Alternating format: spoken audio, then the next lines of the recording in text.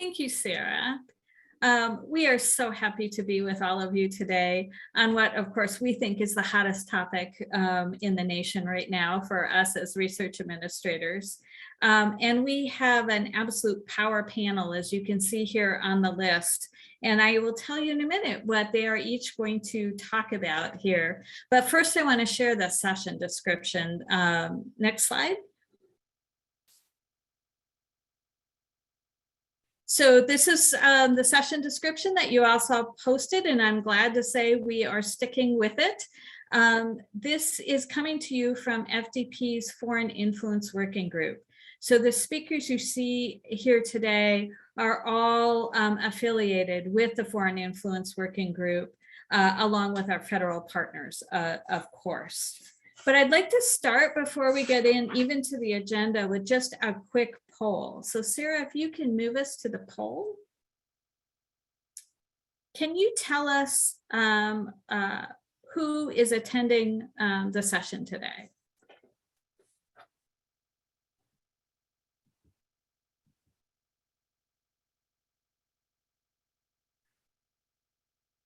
And we'll get a sense of that.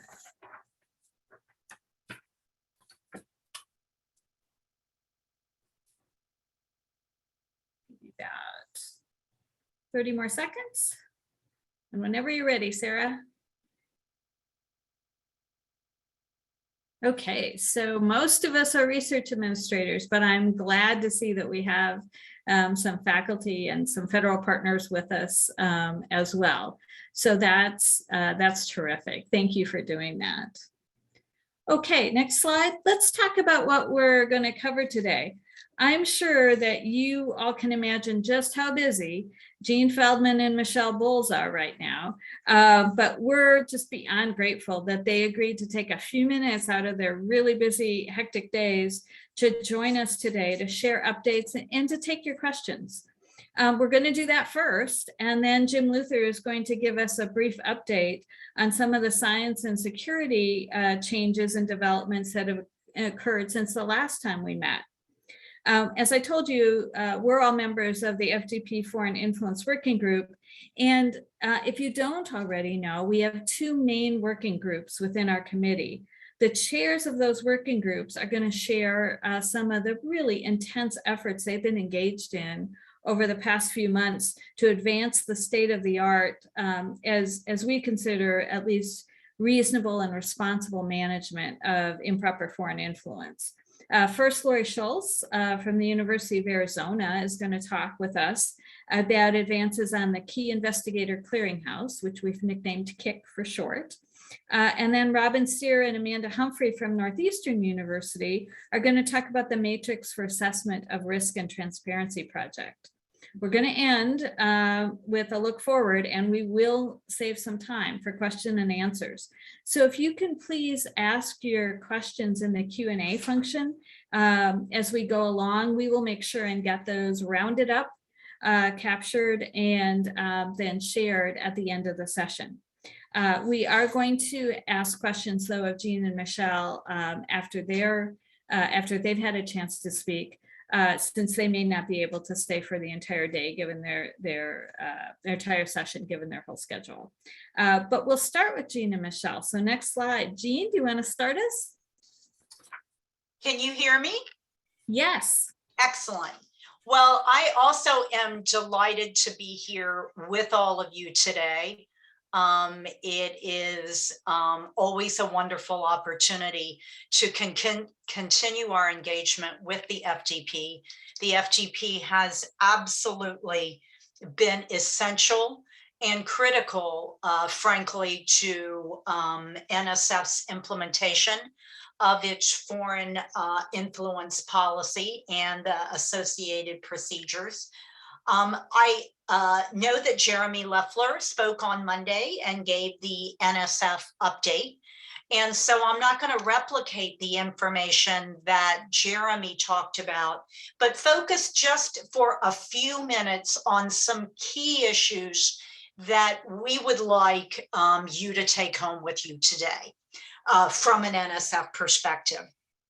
Obviously, the PAP guide came out, And with the PAP guide, we provided some new tools that we made available to you. They actually had been put out a little bit earlier, but it gave us an opportunity to take the benefit of all of the questions you all have been asking and to consolidate them into a table that we call NSF pre-award and post-award disclosures relating to the biographical sketch and current and pending support. And this table goes through the entire life cycle and talks about types of activities and where in the proposal or where post-award you would be providing NSF information. I do want to let you know that if you go out to the NSF website and use the link in the PAP guide, it will actually take you to a page that has not just one version of that table, but we have the latest version, which was actually issued 2 days ago, January 10th, 2022. And then we had 3 prior versions of the table. So what we're asking you to do, asking isn't significant enough, begging is probably more appropriate, is to not bookmark one of the versions, because as new questions come in, we continually update this document to make sure that it's as clear, transparent, and comprehensive as possible with respect to what you need to report in both the biographical sketch and current and pending support. And let me give you an example of that. We have been receiving recently a number of questions about startup packages. And while they were addressed in the FAQs, we want this table to be the one-stop shop that you go to find out what you must report. And so we realized, hey, startup packages are not included on that table. And by the way, they're not reportable or not required to be reported. So we put out on January 10th a new table that reflects that. So this information that we are providing to you in the way of tools that will help your faculty, we believe are critical in helping them understand what the expectations are from the foundation. And I can tell you internally, we have heard from program staff that faculty have said that these are extremely helpful tools in making sure they understand easily what those expectations are. So a couple other points that I would like to make is that, as many of you know, all of you know, we actually have formats, updated formats available for your use that went into effect in October in Science CV for the biographical sketch and current and pending support. We also have the NSF fillable formats. Those were updated to be fully compliant with NSF requirements. One of the things that we've noted that our colleagues at NSF have done, at NIH rather, have done, is to develop actually within the Science CV format, literally a set of instructions that go, in this field we expect this, in this field we expect that. And we think that's a great idea and something that we would like to continue to work on and develop, and hopefully is absolutely consistent with our colleagues at NIH as humanly possible. So that's another step forward that we do not have right now, but that we will be working on in the future. There are a couple of questions that we have been receiving recently that I thought it would be worthwhile for me to go through those and try to provide some additional clarity on that. And by far, the largest confusion area that the foundation continues to see is the confusion between mixing money and time. And what I mean by that is that, for example, we received this morning a question from a faculty member, and we've received it many, many times before, that went something like this.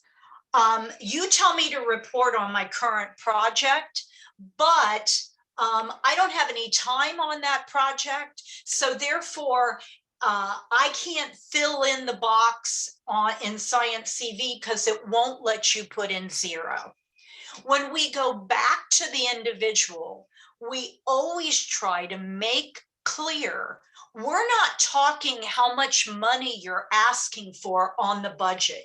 You may not be indeed asking for any monetary support. You may be describing that in facilities, equipment, and other resources. But what we want to know is the amount of time that it would take in current and pending support for you to complete that portion, your portion of the project. And so for a faculty member to say, I got a proposal, but I don't have any time on it, is very, very confusing to us. Because if that's the case, if you really aren't spending time, now I can understand how there might be some confusion with things like in-kind contribution, because some of those things are pretty hard or could potentially be hard. But we know that for proposals and awards, you are spending time, and we just really want to emphasize that and continue to hone in on that.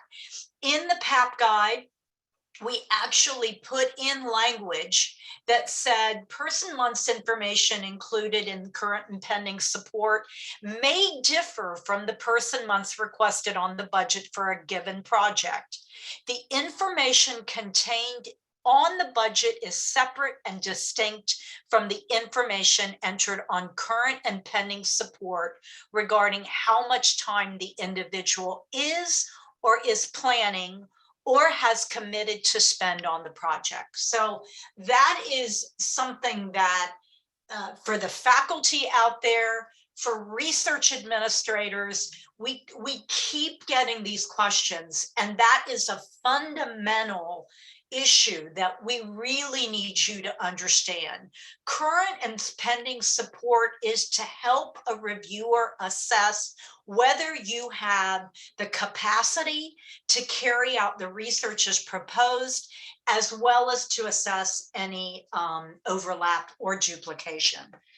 So important issue that I wanted to address. One more that I want to address is that, like our colleagues at NIH, on our new forms, we have added an overlap or duplication box, and a box that's describing what exactly is being done under that project. And what we're getting are questions about, the piece on overlap. Do we do one for the entire current and pending support, or do we do one for each of the projects or in-kind contribution? And it really is one for each of the project or in-kind contribution. We don't think it's possible to take the entire list and do one response. So I wanted to make that clear. And then finally, I'm not really being flip about this because it's truly happening every day. We get questions from the community, we answer those questions, and then we get a response back that says, do you really mean that? And honestly, if we give you the response, we mean that, we really do mean that, and we would need for you to assess as part of what you're doing here, what we give you is accurate based on the questions that you've asked. I know that there's actually, oh, that was an thank you. That was an NIH question. So I don't think I have any questions, but if I do, Pamela, I turn it to you. Jean, this is Robin. There actually are a couple of questions for you. Okay. One, does NSF use the definition of honoraria that appeared in the new NIH guide? And if so, can you provide a link? NSF and NIH have been working together to address to provide as common a definition as possible.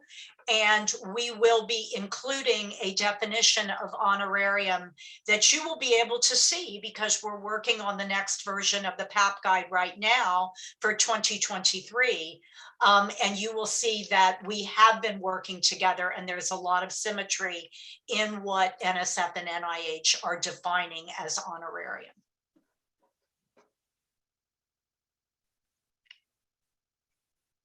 Robin, are there any other questions for Jean? Yeah. Here's one more. Would it be accurate to say that NSF wants effort that is considered voluntary uncommitted cost share to be reported? And I think that ties to a question that's up a little higher in the chat. When you were speaking about unfunded time, would that be considered as a cost share? First of all, cost sharing has nothing to do with this, okay? It's time. It's how much time, whether the money is coming from your organization and it's voluntary committed, it's voluntary uncommitted, and you're putting it in facilities, equipment, and other resources, or it's on the NSF budget.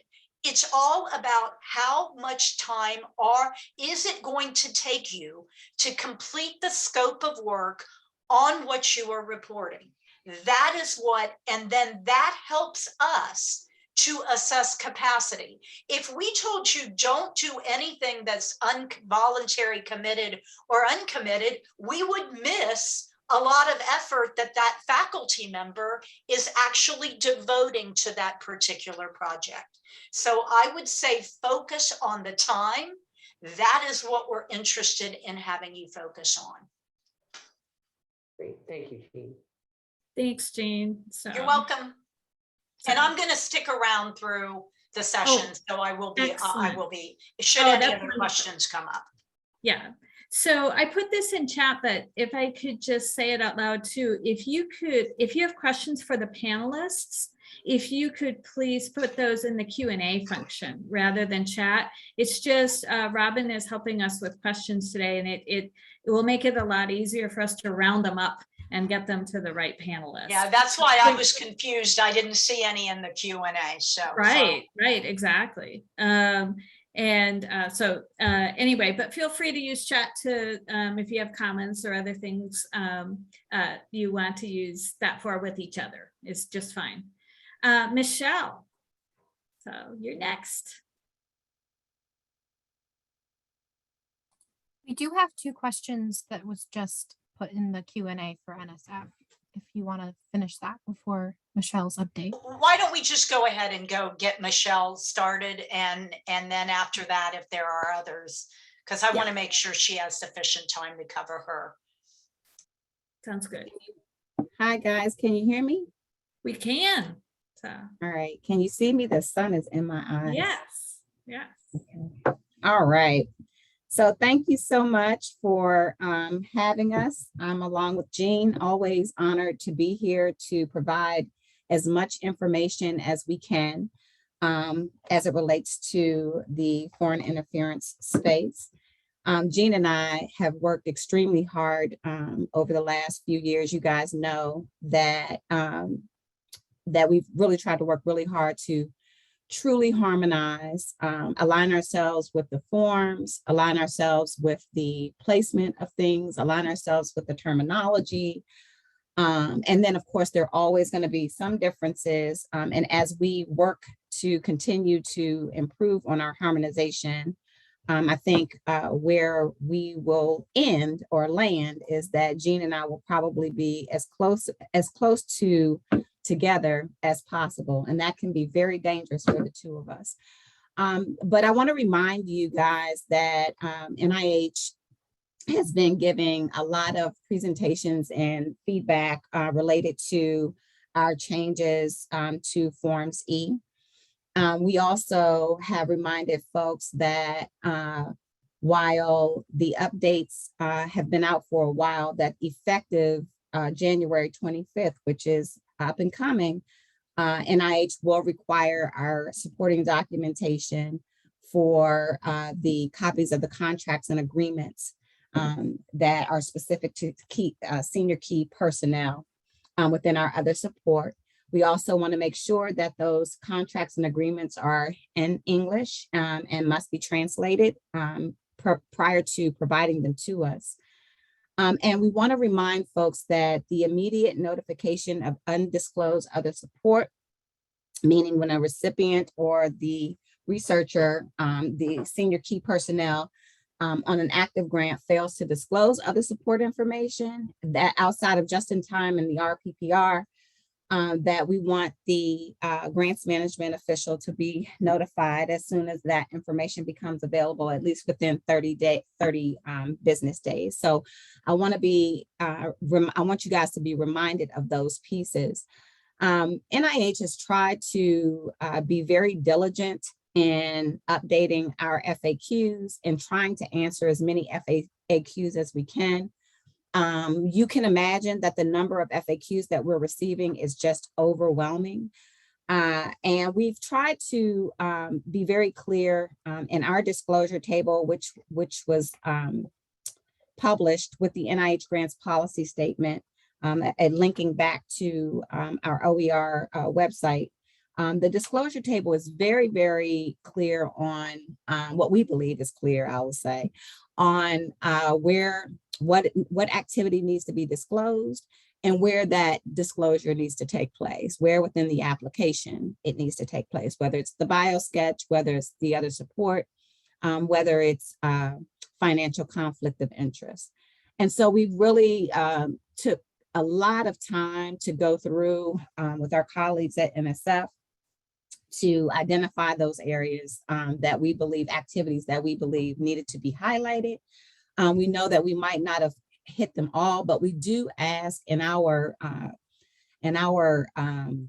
the preamble of the table, we try to get our recipients to understand that this might not be all inclusive, but the overarching goal is to disclose any activity that we believe or that you believe would create overcommitment, overlap, and that should be reported because it needs to be addressed. So I think for us, one of the things that we want to remind folks is that it may not drill down to the lowest common denominator, but what we want to be sure of is that you all understand the overarching request. And the overarching request, I think, is very clear in the NSPM 33 memo. And I think in our implementation, we have aligned very closely with the memo, and we are very proud that we have taken those steps and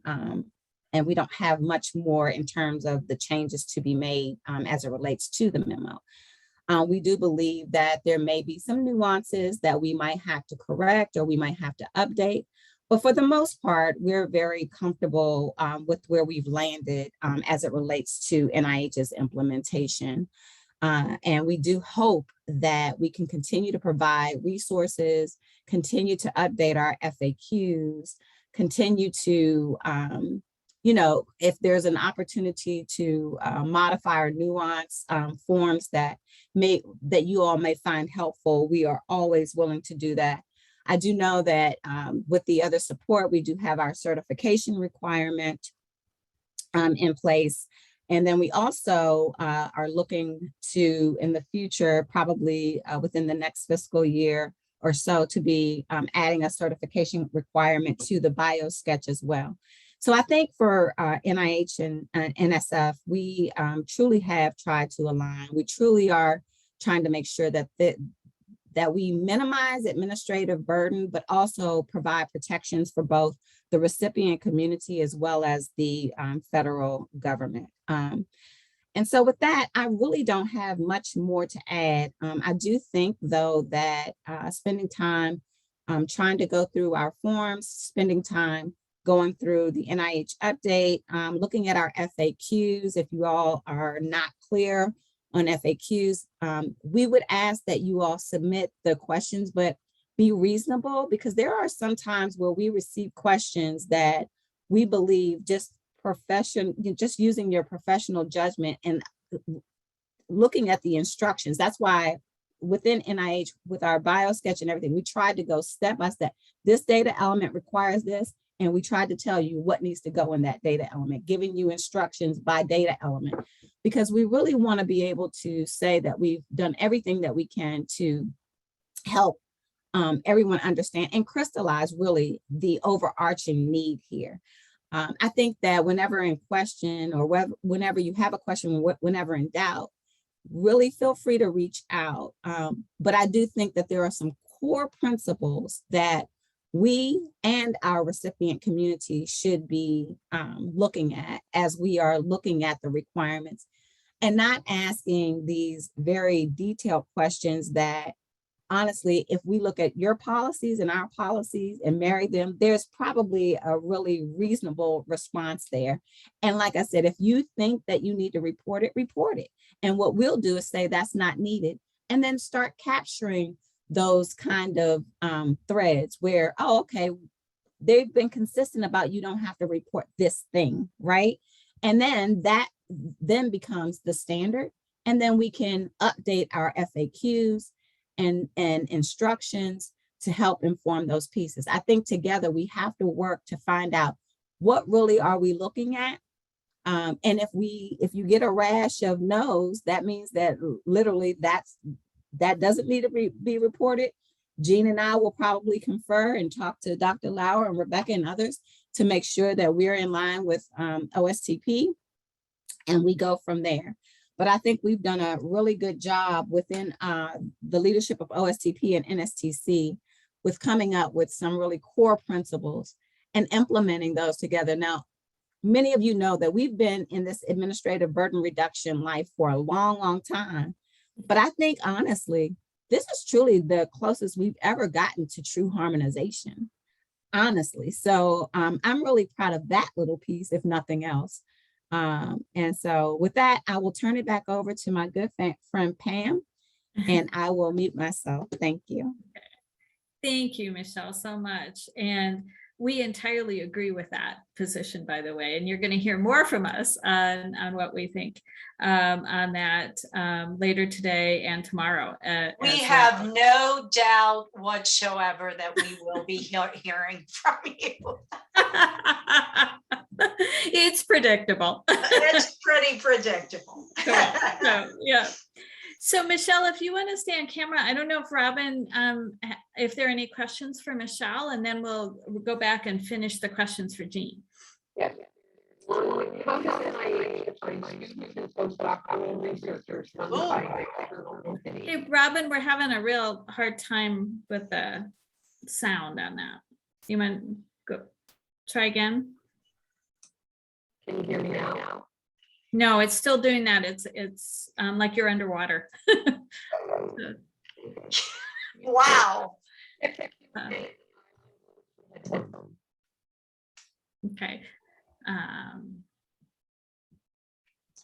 Would you like me to moderate the chat, Pam? Yeah, that would be good. Maybe Robin could just shoot to you what question she was going to ask, and if you could help with that. Of course. 24 PM was the one I was trying to get out. Okay. Okay, so that, DM, okay, should, Yeah. so this is from David Mulder. Should questions to NIH regarding the new biosketch or other support requirements still be submitted to the NIH OS biosketch at nih.gov?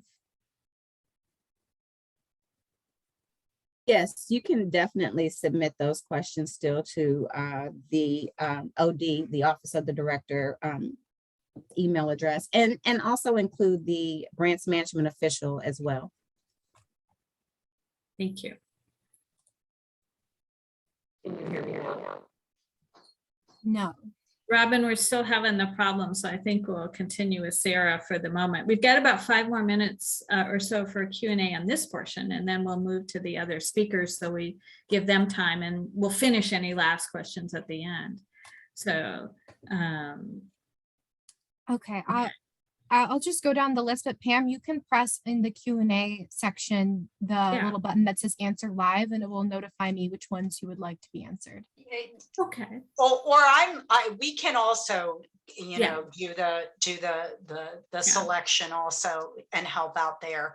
Because one of the questions that's next is about clarification for us. If a PI is working on a project, are you expecting to see salary requested on the budget? Absolutely not. We're not changing anything about how we do. You could either put the money on the budget, or you could take them off the budget and put it into facilities, equipment, and other resources. But this isn't really about that money at all. It's about what we're asking for is on the budget, how much money you're requesting from NSF, and on current and pending support, a compilation of all the projects and in-kind contributions in terms of time commitments that it will take that individual to complete the project as proposed. Okay, that's helpful, Jean, thanks. I've got one for Michelle, I think. I'm just going to bounce a little bit here in the time that we have. There's a question from Stephanie wanting to know if there's any updates on Science CV and whether or when, if you happen to know, when those Science CV can be used to meet the new NIH requirements, including the certifications. Yeah, so we are still working to finalize everything with the Science CV. We're not, I anticipate that it would probably be mid-fiscal year.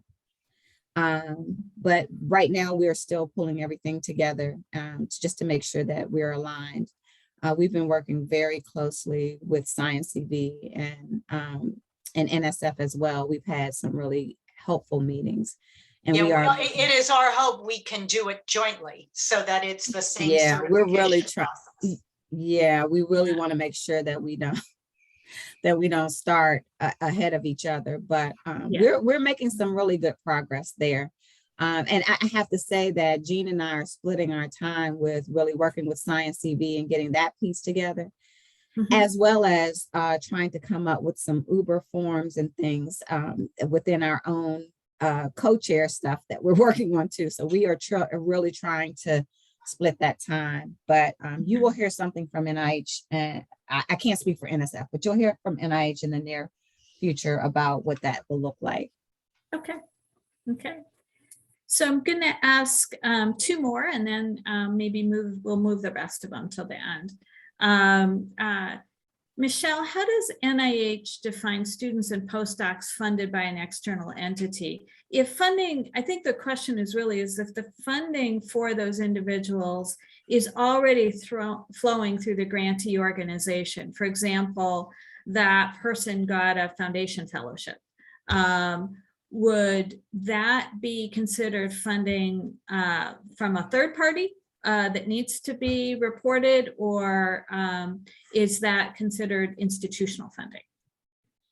I would imagine that that would be considered institutional funding, but I think it would depend on the institution's policies. Again, Okay. remember, we want to know about support that is overlapping with the current impending support that we are Mhm. funding, right? Mhm. And so we have to take that very clear line of if the fellows award or funding is used to support the research that is under an existing grant that we are currently funding, then that would need to be reported.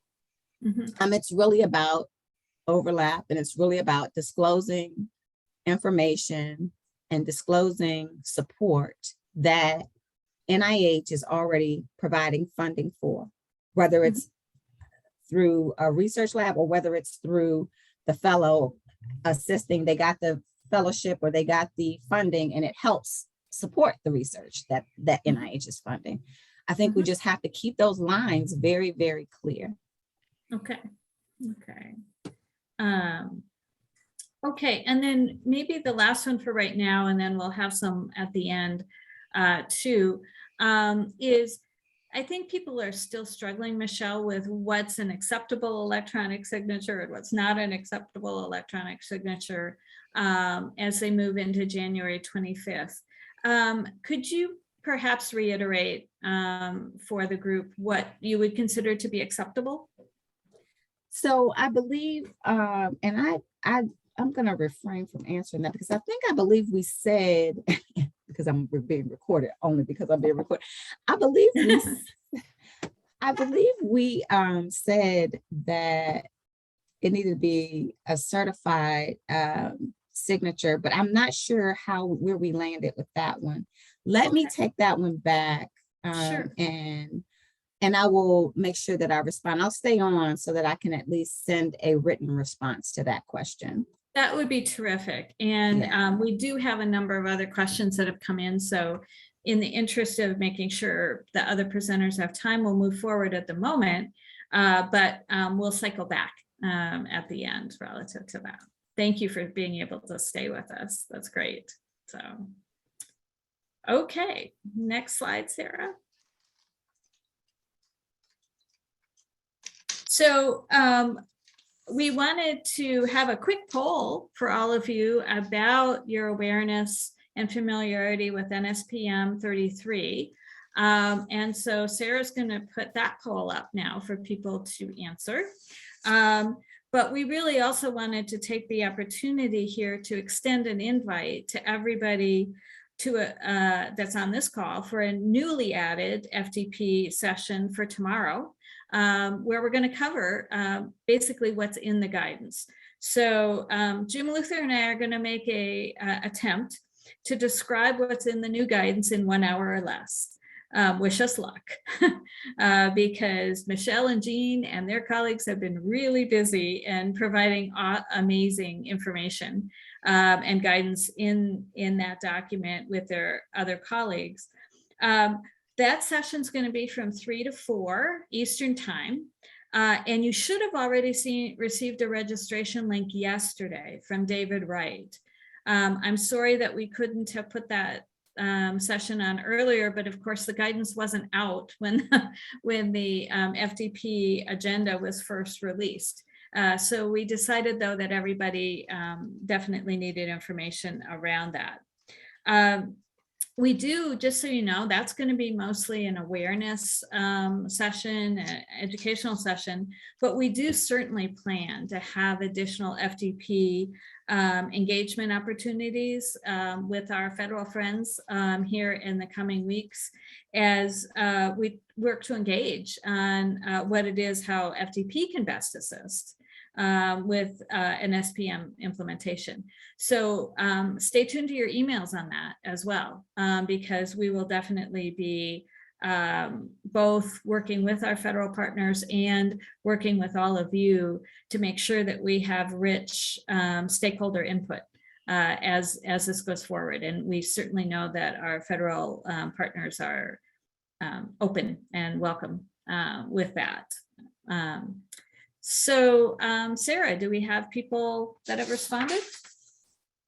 Okay, so So we have a lot of people who have received it and maybe have skimmed it, but haven't gotten well into it. But a third of us have been through it, which is great, since it's only been out since January 4th. So that's an impressive statistic, I think. But as I said, we're going to talk more about that tomorrow, and we really hope you'll have a chance to join us for that as well. Jim, I think on to you. Next slide. Thanks, Pamela. So thanks to Jean and Michelle. That was wonderful updates. And as Pamela said, we'll have a lot more opportunity, hopefully, to partner and collaborate, but we appreciate you guys taking the time. Before we get into the main show of KIC and MART, I think there's 3 slides here that we wanted to go through briefly. I won't go into this in any detail, but for those of you that don't know what the NSPM is, and that was a small number, but that's still important, this just provides a high-level overview. And the critical issue here is that this is guidance being provided to the agencies, and the agencies are going to provide some feedback and some communication over the next 120 days. And if you really need to know what NSPM 33 is, please join us tomorrow. Next slide, please. So I think our next slide is a poll. Michelle, this one's for you. So as everybody knows, I hope, those that need to know, there's a critical deadline with NIH. If you can pull the poll up, Sarah. And all we want to know here is very quickly, again, this is not the point of today's discussion, is to educate on the January 25th deadline. Michelle and others from NIH and FDP and COGR, a lot of that has happened since the May notice, but we did want to just get an idea of where people were. So Sarah, when you're ready, you can show that after you get a reasonable number.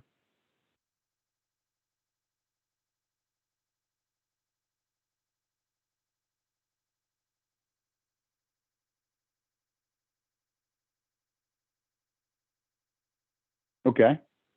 So Michelle, I'm not sure if that gives you comfort. I think it should give you mostly comfort. So about 89% Yeah, it really are ready, does. Yeah. It does. Yeah, mostly ready, 57%. Yes, we're ready.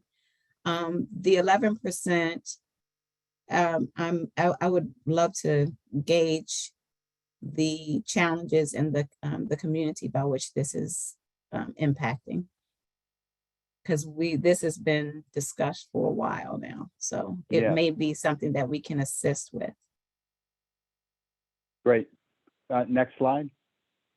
So to that point, we just have one slide on this. And I think what's so critical about this slide is, you know, Michelle was really helpful in this space because the initial guidance came out in April 28th with a May go live. And then, as you can see here, another notice came out that basically slid that back until January 25th. So again, we've said it before, Michelle, but we'll say it again. We appreciate that additional time.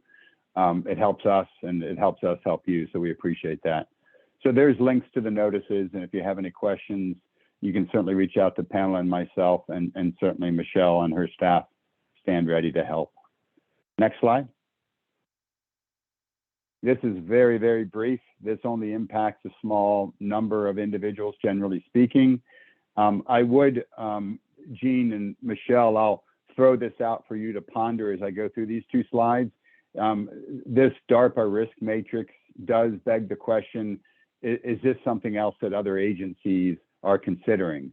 But very briefly, for those that aren't familiar with this, DARPA started sending this matrix and making it publicly available within the last 6 months. And I have the link there on the left. Next slide. And this next slide is just a blow up of this table. It's still hard to see, but on here, it basically identifies in the blue outline factors for assessing senior and key personnel disclosures. The green box is basically outlining from a low to a very high the risk. And this is basically factors related to the individual PI. And so if the individual PI or key person has foreign talent program funding, that's that top left box, or has activities related to restricted parties, that's all of the narrative within those boxes. And depending on whether an individual is ranked low up to very high, will also drive some of the kind of the terms and conditions within the contract. And also on the bottom of this slide in the red box is just a link to additional information. We don't want to spend a lot of time on this. We want to make sure people are aware of it. And if your institution is getting these, there's the information is here that gives you a little bit more context. Next slide. Oh, so I'll pause very quickly. Michelle and Jean, any observations as to whether this is just a DARPA thing because of the nature of their research and funding, or might other sponsors do something like this? I am not aware of this particular table, so I'm going to take it back at NSF and you don't need to take a take look it at back. You don't need to take it back. It's fine just the way it is. Yeah. I'm just like, sorry, I haven't seen it. I haven't seen it either, so. Oh, gee. Yeah. Well, delete Yeah. those slides. You won't see them in the recording either. We're going to Hey, edit go this whole back part. to it. Go back to it again though, Jim, just for my own. So real quickly, Michelle, when you, Jean, Rebecca, and Bindu presented a year or so ago, Bindu talked about the role she was going to play. She was talking about how institutions and individuals were going to be provided some risk criteria that they really didn't know how they would do it. And as far as we can tell, this is the first opportunity that we've seen it. Some of it's pretty straightforward, right? If you're working with a restricted party, if you're receiving foreign talent funding, well, then you're very high risk. And they're not saying no, but they're saying there's certain conditions that would be put in place related to the DARPA contract that would define what you can and can't do. That's kind of the very, very, very high level overview. I've not seen this table, but Jean, I think we've heard this discussion before and didn't understand. Heard the discussion, but we have not seen the We actual. have not seen this. And I think what we said, even during the discussion, though, is that we were not sure how you would even rate these based on the disclosure requirements that we're looking at, based on the assessments that we're taking under advisement, because then that really does start to go, even for like the foreign talent program, denied entity lists, funding sources, all of these are very different things that you can't commingle when you're looking at disclosure. It's interesting in understanding how the risk table came to be. We did hear the discussions. I don't think we understood it, but this is very interesting. So take a snapshot of this, Jean, with your iPhone. Quick, next slide. Quick, next slide. Okay, well, we can talk more about it. I mean, this conceptually, is very it makes sense. interesting. It is a risk paradigm that's helpful. On the other side, it is kind of subjective. How it's going to be applied is a little worrisome. I mean, there are some institutional perspectives that those that have received it are still trying to figure out, how do you operationalize this and what does it mean? So, but happy to discuss more and give you some perspectives. Yeah, I think this would be a really good discussion, because I'd like to see how this weighs in on any OIG review or GAO review. And it probably means that you're going to be interested in the MART working group report too, because there's not direct tie over, but there's some, tie over in terms of thinking through what needs disclosure and what do you do with it. So That's a great segue. Thank you, Pamela. Well, and there So also next is slide. in the Yeah. NSPM guidance or language on, the risk aspects of this. And so it will be also very interesting to see what more work comes out on a consolidated federal basis as a result of what's in the NSPM guidance document. Great, that's helpful. Thank you. Next slide. And I think it's a poll. And here we're going to transition to the kick and MART pieces. Sarah, if you can go ahead and bring up the poll.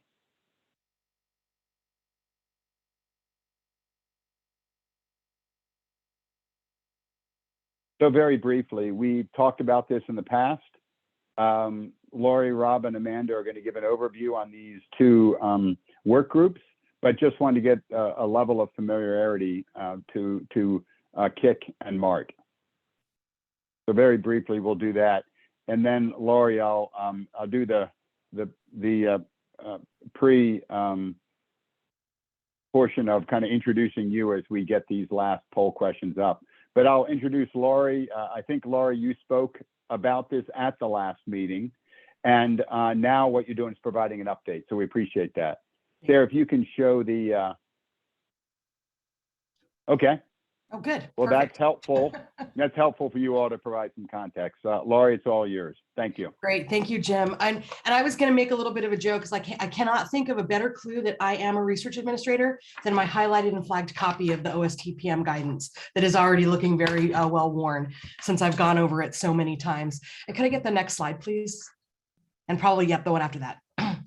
So the KIC is the Key Investigator Clearinghouse. That's what the acronym stands for. And I wanted to shout out the folks that are on the team that I have the pleasure of working with every week as we work through some of the challenges that we've been talking about through undue foreign influence and the disclosure process. And next slide, please. So all of you are aware of what the challenge is. We know that all of us, our faculty researchers, us as central administrators, are finding it difficult to efficiently collect and report on the information that is necessary for other support pages, current and pending support pages, biosketches, the RPPR, and pulling from so many different institutional sources in able to do that. What the KIC is really envisioned to be is something to provide access to that information in one place. And what that really is development of a national repository that would serve as a single point of entry for researchers relative to the information that's required to be reported for potential undue foreign influence in the application and the progress reporting process. Next slide, please. So with that, the KIC group has been working with a number of partners as we got started. We started up at the end of the summer, working through the Foreign Influence Working Group, which is the group that's presenting here today.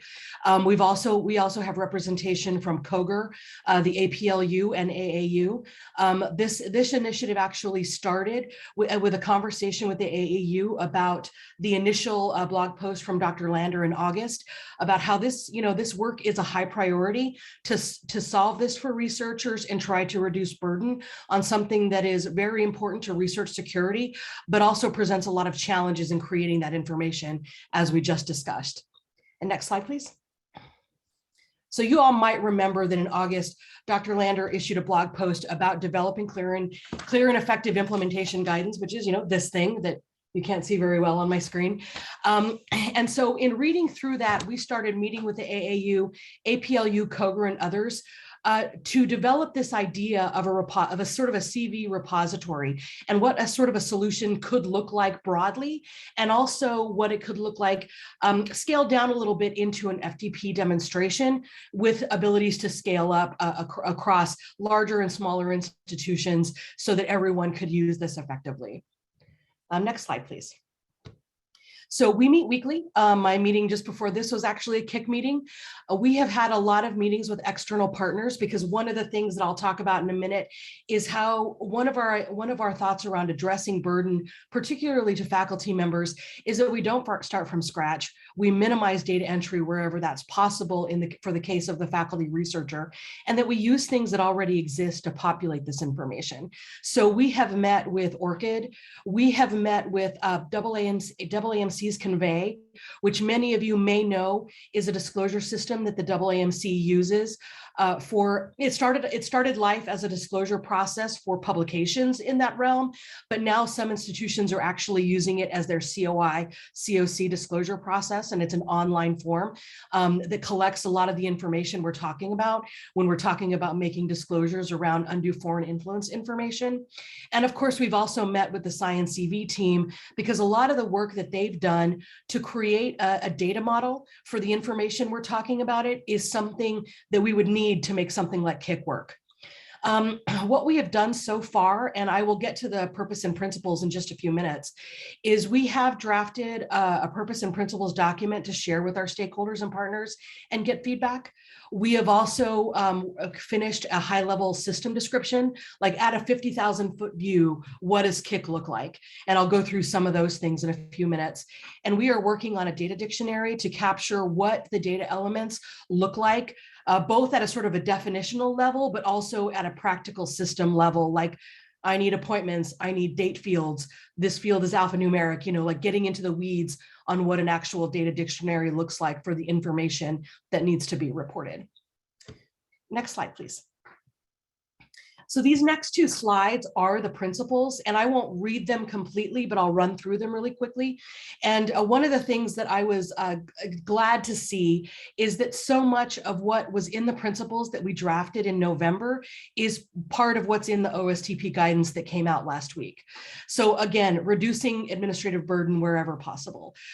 We talked a lot about this idea that's called COPE, create once, publish everywhere. And what that basically means is a lot of the things that we talk about when we talk about data, put it in one place, use it in all the other places that it needs to be used from a data perspective. We also talked about not introducing new compliance regulations or requirements and being user-friendly so that this is something that a researcher could use and use very, very easily. The system should make use of a unique persistent ID, which mirrors the DPI referenced in the OSTP guidance, and also that each researcher should own their record and be accountable for the information in it and be responsible for authorizing access. So this comes into play when we talk about this, this persistent identifier. In the OSTP guidance, they call it a DPI. I tend to call it a PID. So they mean the same thing. And so the researcher would be in control of the record for their PID, including all the information in it and how that, their appointments, their publications, all of the things that exist around this information that we want to report. Again, the system should evaluate and leverage systems that already exist. And we should also consider, as we're building this, how do we work through functionality, a data model, and APIs that make this easy for systems to integrate? So systems that already exist, including institutional systems and federal agency systems, to consume this information so that they have it in the right place. And of course, the governance model would need to consider how we use this software, what kind of software it is, whether it's open source versus closed source, and have a good structure around that use. Next slide, please. And the last three principles is that we were talking about the system being managed or governed by a third party to increase adoption and trust by all users, so that management and governance, it followed a clear process that everyone understood and agreed with, so that we didn't have the issue of, here's a system, now every last person in the world is going to take it and change it for their own purposes. So that there's a viable change management process for system enhancement and changes, and that it of course accommodates appropriate level of privacy of the information that would be in it. Going back to the OSTP guidance, the system should reflect a federal agency standard, so the results that come out of this harmonization effort. And again, that would include data elements that are required at the time for federal agency requirements. And then last but certainly not least is that the system needs to facilitate use by researchers, institutions, and agencies. Those are the users of this potential system. And the system design has to consider things like cost and accessibility, and should never be created in such a way that it excludes organizations of any size because of cost or accessibility concerns. And next slide, please. The system description that we just completed, again, is sort of this high-level, lofty view of what the clearinghouse could be. And that is that it's a national repository, a single point of entry and review for researchers, institutions, and funding agencies. Again, reusing data wherever it exists to reduce burden and to provide assurance that the data is correct. And what I mean by that is that if we have systems integrated in such a way that it says that Lori Schultz's PID record says that she works at the University of Arizona, and I can be assured that that information is true because it links up with the University of Arizona and they are the ones that's saying it's true, then that eliminates some of the issues we may have with the certification and verification process if the information is vetted before it even enters the profile. leveraging existing systems where they already exist, and have the ability to certify data at various points. As I mentioned, that could be via system integration, but it could also be ways of certifying at particular parts in the workflow of the life cycle of review of possible foreign influence information, so that there is time-stamped information on who looked at it and when. We've also drafted user stories that capture the need for researchers, their administrative delegates, institutional administration, federal agencies, and the public for this information, and created a series of what user authorization roles and privileges look like. So the system description does try to take a high-level view of who would use it, what would they need to do, and how would this look across the broad spectrum of users. And the next slide is just a quick look at what the data dictionary is looking like. So next, there we go. Yeah, and this is not meant to be really visible, but you can see some of the information clearly comes from what we already capture in forms like the BioSketch current and pending support pages and other support pages. And this is just basically a giant spreadsheet expected to articulate what kind of items and in what format would we need to collect those things. And next slide, please. So last but not least, what we're doing now is, again, reading this just one more time and making sure that our completed documents sort of fit in with the OSTP guidance. I can tell you that, as nerdy as I am about system design, I'm even nerdier in that it felt like we were looking at the future in comparing this document with the work we'd already done. So we were pretty glad about that. We want your feedback and questions. And for people on the call who are federal agency staff, please let us know what you think. It's very, very important to us to get feedback from our FDP member institutions, higher ed institutions, our federal agency partners. What are your questions? What are your thoughts? We need them in order to move forward. We will be working now with the AAU again to talk about what this new OSTP guidance means and how something like the KIC fits into the work that is going to be started on this idea of model application forms that maybe are more standardized and harmonized across federal agencies, and how that work informs us in terms of the data dictionary we'll be using and how the technological systems can work. You'll be hearing from the MART group next. A lot of what MART is doing informs the work that we will be doing, and we'll follow up at the end of their presentation to talk about some of the discussions we're having about how MART and KIC are working together on the solution, particularly around defining a possible FDP demonstration around this work. And with that, I think that is my last slide, unless there are questions for me. Are there questions for Lori? So, Robin, I don't know if you're able to. Can you hear me now? Yes, it's just fine. Yay. Okay, there is one question. Could Lori mention what email address we should use for questions and feedback related to the KIC effort? Sure, I would suggest you email me directly. And that is lschultz, LSCHULTZ @arizona.edu. Thanks, Lori.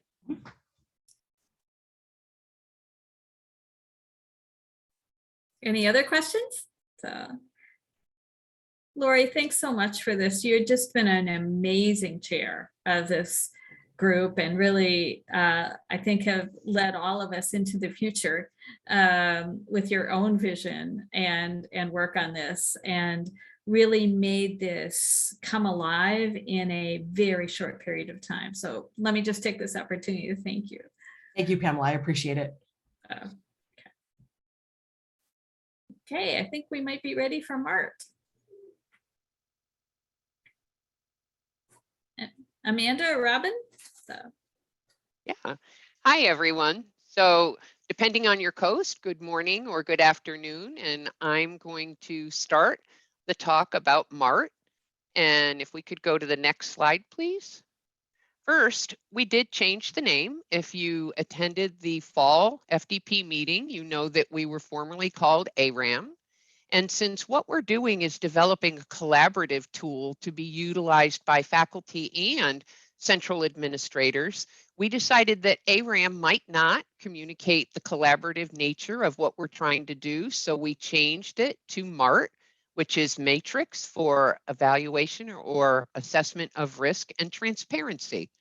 So what we're trying to do in MART is we're developing a tool that includes examples that all of the membership of MART has contributed of different types of activities. And the tool initially, when it's at the faculty point, is to help them really think about what their activities entail, who they're going to be working with.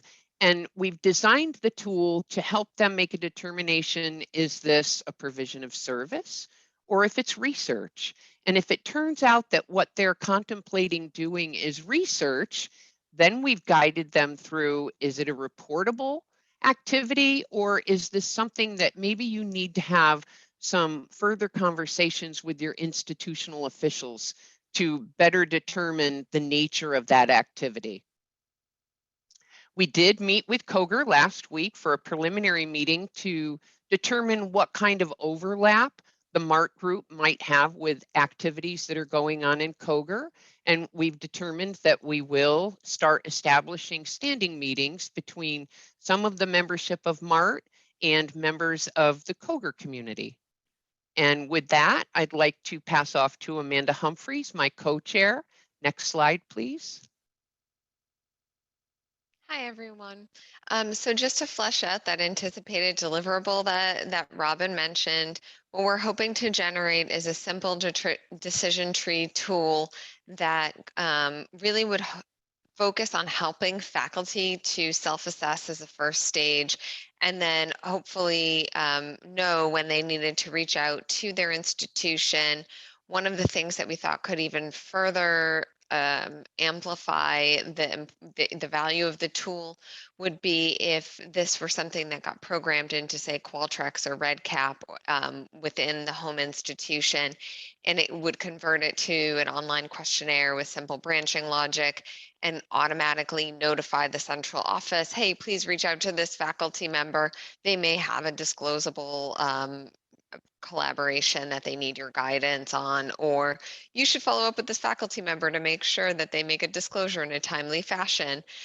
So we're hoping to, in addition to creating the actual decision tree tool itself, also create some instructions for how to manage that branching logic and some maybe best practices for programming it into an online questionnaire system. So where are we today?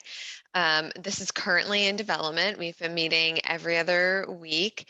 So we are we're working through the process. We've had a lot of great conversations. What we have done is combined the work of the COI Transparency Working Group and the Foreign Influence Working Group, and we had presented that, oh, it says January, but I meant to say September meeting. So you can always go back and take a quick look at that recording if you wanted to see what the two different tools were. One was more focused from an institutional perspective, and one was more focused on the faculty perspective. And we found a way to balance those two perspectives and hopefully bring them into one tool to further enforce the collaborative nature that it takes to work through some of these questions and issues. In terms of timeline, what we're looking at is an internal draft to be completed by the end of February, and that needs to go over to our colleagues in the KIC group as well as to the Foreign Influence Working Group for further discussion and follow-up to check in on those questions. Also, hopefully engage with our federal representative partners before following up with the community for outreach and discussion and kind of a preliminary show of that document. Next slide, please. We wanted to also acknowledge our wonderful MART team and their contributions to this. We wouldn't be where we are without them. And thank you so much for the thoughtful time and feedback that you've given to this project. Next slide, please. And as I think Lori and Robin have both mentioned, we're looking to bring this all together. We really want these two working groups to roll up into an effective set of tools for the community. So what we'll make sure that we do very intentionally is look at that KIC data dictionary and the MART tools and try and line those up to the maximum possible extent. And then we will also be thinking about how those MART and KIC tools could supplement the training requirements that were mentioned in the NSPM 33 guidance, which requires training and guidelines for faculty. And this is really the goal of both of these tools, is to help faculty make informed decisions and understand the impact of the activity on their disclosure obligations. And the emphasis is on just the disclosure piece of it, and not any sort of prohibition of participation in international collaboration, but really focused on, if you're working on this type of activity, you just need to let people know about it and communicate it, and make sure that everyone understands what it is, and really hopefully promoting that communication between faculty and administrators. And so I think, overall our two working groups are positioned to help with crafting new sets of forms and analyzing the impact of any new forms or guidance for the community. And with that, Lori, Robin, I don't know if I missed anything or you wanted to add anything. No, thanks, Amanda. I think the only thing I'd add is, in talking about the data dictionary, I think that where the most obvious alignment is if MART is using a function to help people understand what pieces of a fact pattern about an activity need to be disclosed, then we just make sure that data dictionary accommodates those items so that the one piece leads into the other. And for me, as I think about this, and the minute I heard Robin and Amanda talking about this in another meeting, my first thought was, this is where the FDP demo lies. Nobody has said, yes, I agree with you, or yes, we should do that. But for me, that's really where I think the FDP's work can be super positive in helping faculty and administrators understand what needs to be disclosed. And again, supplement the training requirements, as Amanda mentioned. I agree. And I agree, this is a great place to have a pilot.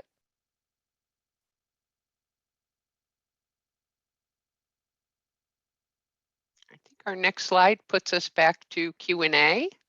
Mm-hmm. So are there any questions anyone has for the MART group?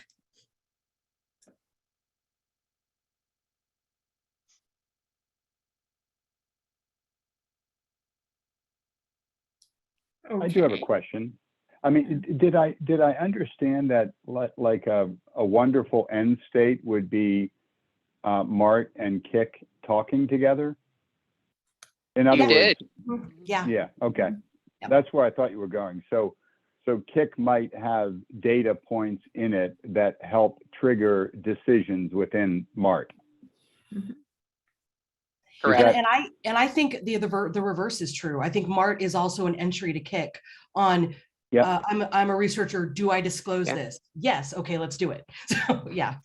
Right. Yeah, that's helpful. And for Michelle and Jean, you'll remember for the last year and a half, we talked about connecting the dots. Well, this is doing that, right? This is creating the dots and connecting the dots to ease the transparent reporting.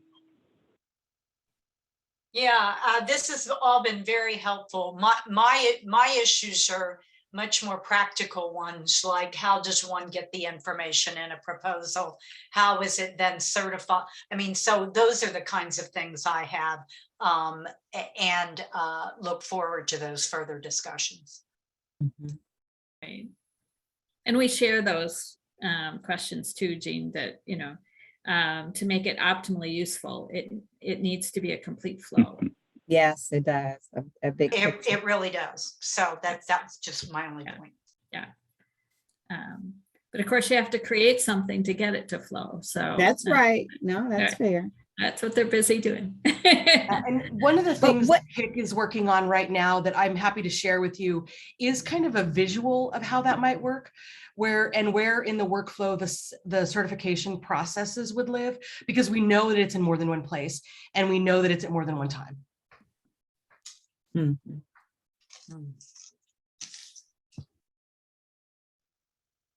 Okay. Jim? Yeah, so we have, what do we have, another 10 minutes or so? I mean, are there any other questions going back, opening the floor? I think Jean had to depart, but Michelle is here and she can't avoid us. So if you have any more questions, either for the January 25th deadline or anything else, let's take advantage of it.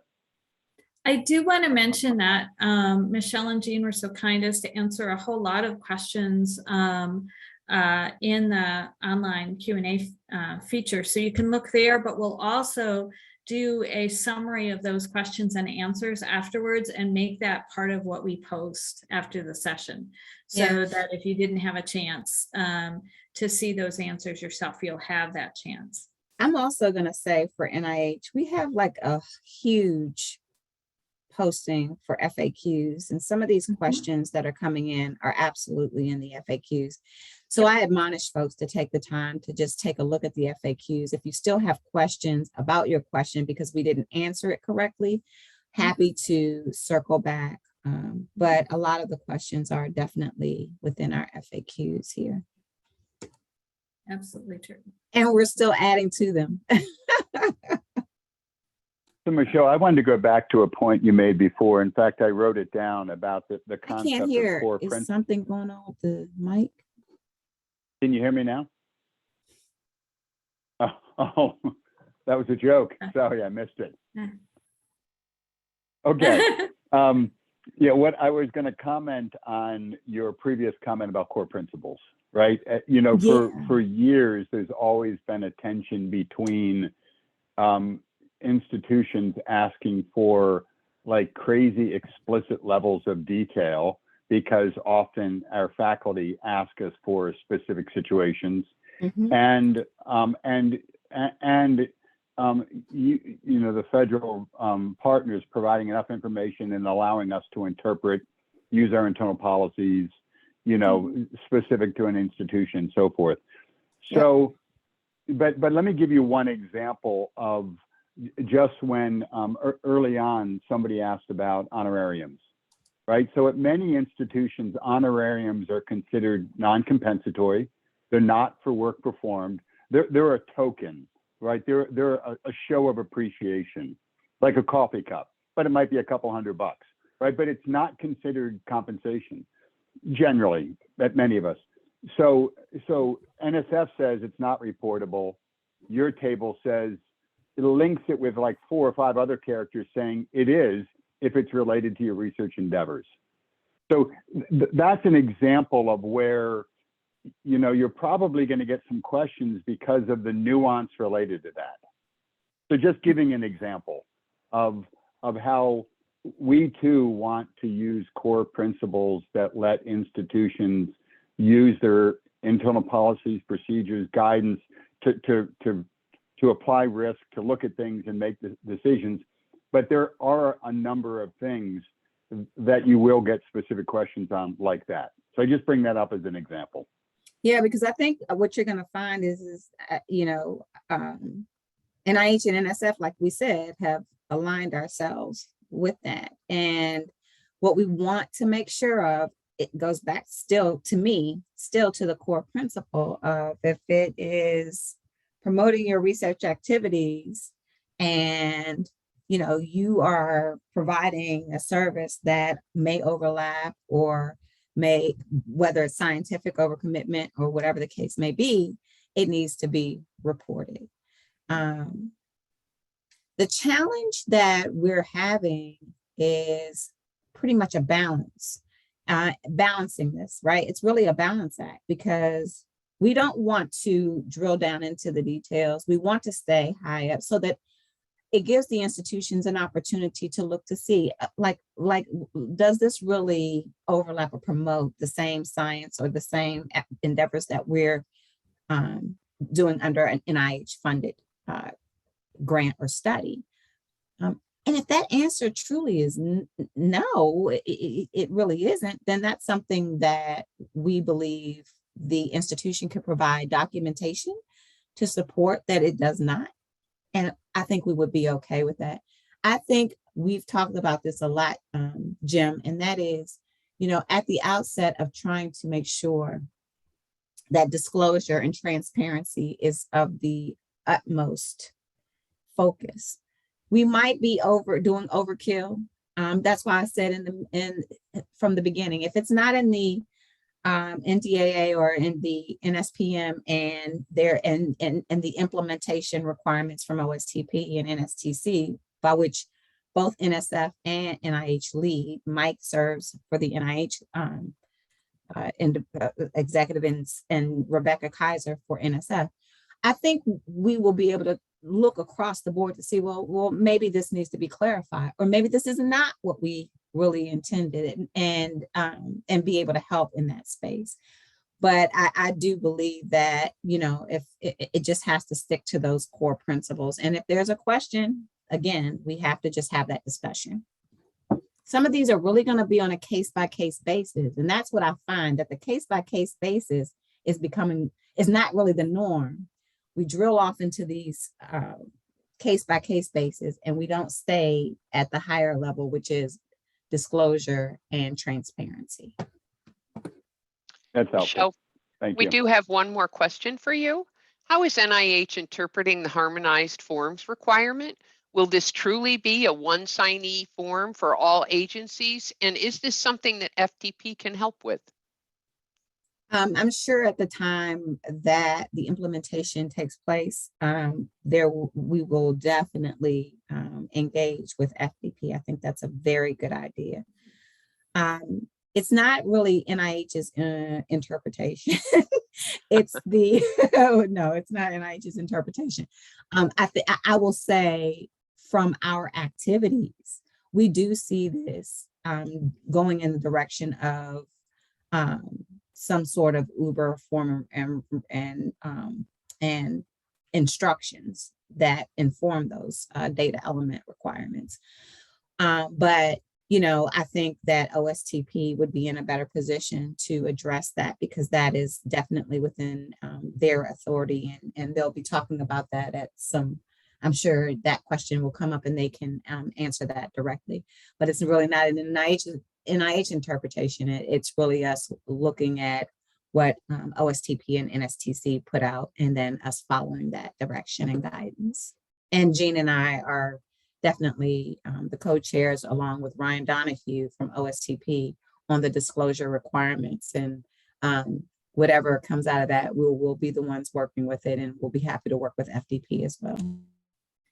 And Michelle, I just wanted to say to you that I think we all at FDP feel unbelievably grateful that you and Jean are the co-chairs along with Ryan, given your work on this so far, given your commitment to it, and to have you in that position that you are in as co-chairs of this group is pretty profound for the rest of us, because we know not only will you be pushing toward harmonization, but also that you'll listen.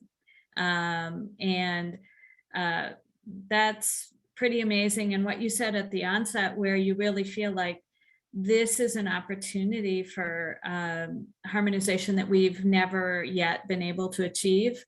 I think we're all feeling exactly that way, that this may be the one. Right? That achieves, right.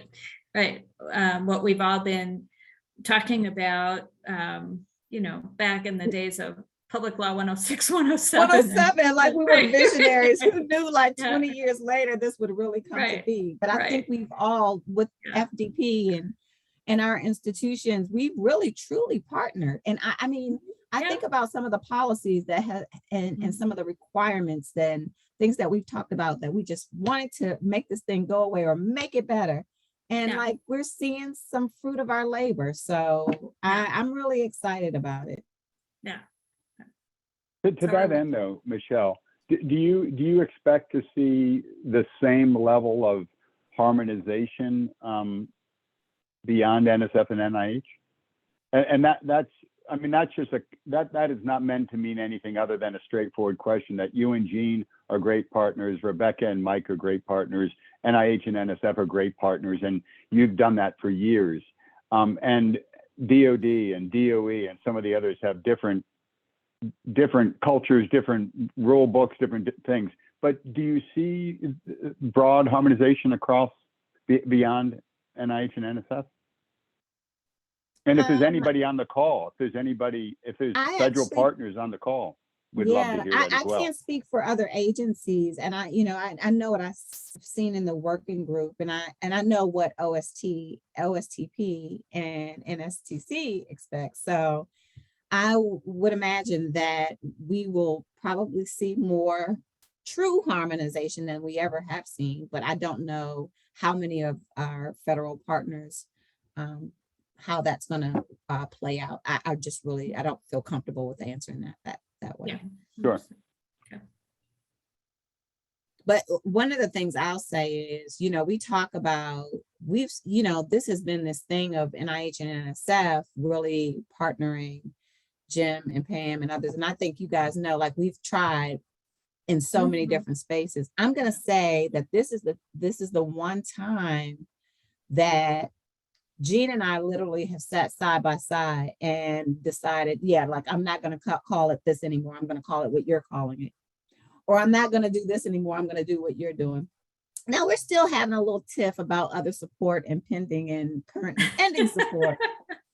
But at the end of the day, we really have made a true effort to say, okay, yep, I like the way you're doing it. I think Jean even mentioned the fact that they like how our bio sketch outlines instructions for each required section and that they're planning to do that. That's the kind of thing that we're seeing, because we truly know that if we can make it easier on you guys, it's easier for us together. So it's been very enlightening. And it sounds like we're going to end up with something called current and other support. Yes, current pen, other something. We got to mush it together, because we are not, she and I, that's where we're like, if that's the thing we need to worry about, we'll all be happy. Right. So I know we're pretty much out of time. So at this point, I think we've answered all the questions that have come in. Robin, is that right? We have. Okay, thank you. So if I could just take a minute to thank all of our panelists for today. You have been terrific. I think the information that you've provided for the at 1.400 some people on this call has just been huge and important for all of us. And I think we're all very much looking forward to the next time we meet, because so much is happening and so quickly, and with so many people making later work of the challenge before us to get to harmonization. And we really appreciate everything that you all are doing. So thank you so much.